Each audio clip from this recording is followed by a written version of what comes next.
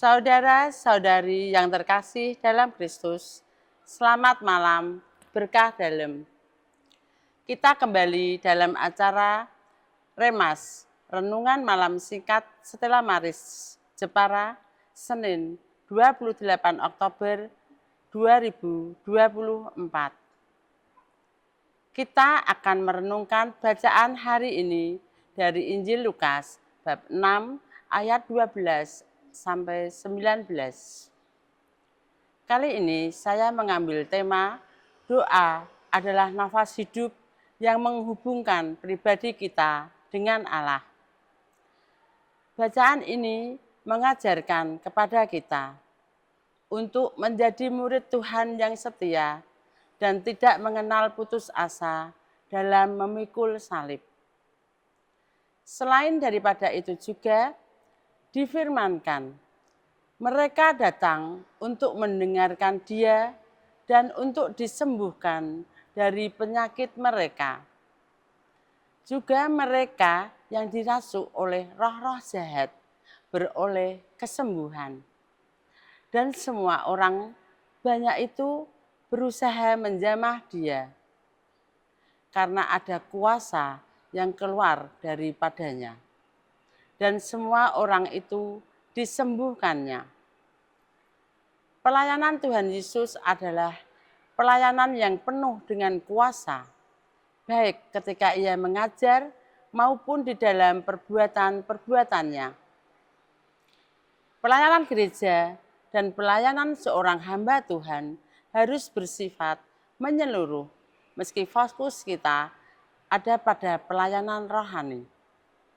Kita tidak boleh mengabaikan umat yang menderita sakit, yang mengalami kesulitan dan pencobaan.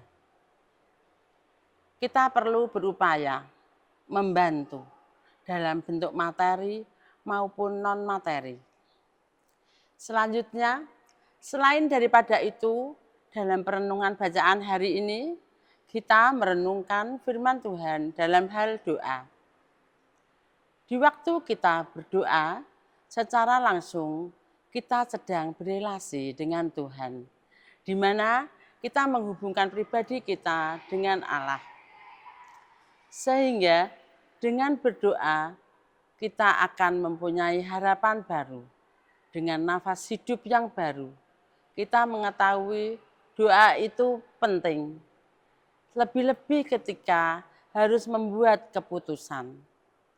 Bacaan Injil hari ini menceritakan Tuhan Yesus yang semalam-malaman berdoa di atas bukit. Apa yang dilakukan oleh Tuhan Yesus sungguh menginspirasi bagi kita. Sebelum memutuskan hal yang sangat penting, Ia berdoa dalam hidup sehari-hari. Kita juga harus membuat suatu keputusan. Pertanyaannya adalah, apakah kita menyertakan Tuhan dalam membuat keputusan itu? Kadangkala kita gegabah, tergesa-gesa dalam membuat keputusan. Bisa jadi dasar untuk membuat keputusan hanya soal senang dan tidak senang, menguntungkan atau merugikan.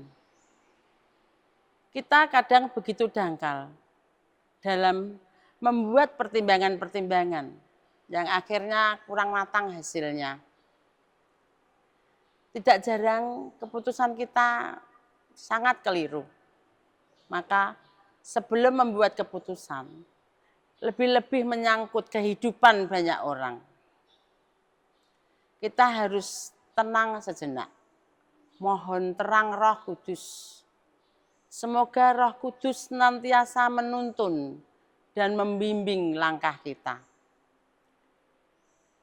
Lebih-lebih di saat kita harus membuat keputusan yang menyangkut nasib hidup banyak orang. Berdoalah supaya setiap kita boleh melayani orang lain dan peka dengan kebutuhan mereka, sehingga kita bisa melayani dengan baik, sesuai dengan kehendak Kristus. Kemuliaan kepada Bapa dan Putra dan Roh Kudus, seperti pada permulaan, sekarang, selalu, dan sepanjang segala abad. Amin. Selamat malam, berkah dalam.